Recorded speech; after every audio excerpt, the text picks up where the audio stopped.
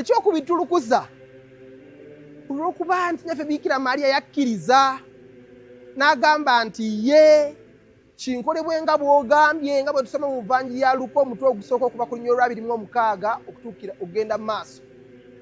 Owooluganda, Bikira Maria muntu nga ggwe nange era asobola okugaana, naye olw'okuba nti yakkiriza, kyekyo lwaki oli mu Kristu, kyekyo lwaki ne kakati tuli mu kusiiba, kyekyo lwaki kati twetegeera ne Pasika, olw'okuba ng'omukazi ono yakkiriza n'agamba nti ye kinkolebwe nga bw'ogambye.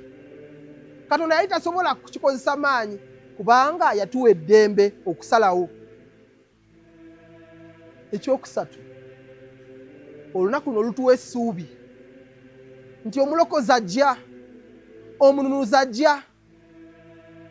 Owooluganda, nga maama yenna bw'alindirira emyezi 9 weefaanaanyiriza Abayudaaya okuviira ddala ku Adamu ne Eva mu kitabo eky'Amasooka omutwe ogwokusatu.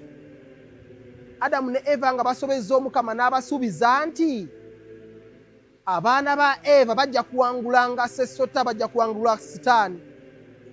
Ono ye Eva omujja, Bikira Maria.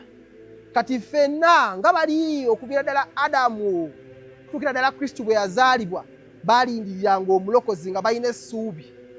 Naffe kati okuva kati olwaleero olunaku luno olwa malayika Gabulyeri lwabulya Maria nti olizaala omwana wa Katonda, naffe essuubi litweyongera nti omulokozi ajja kutuzaalirwa.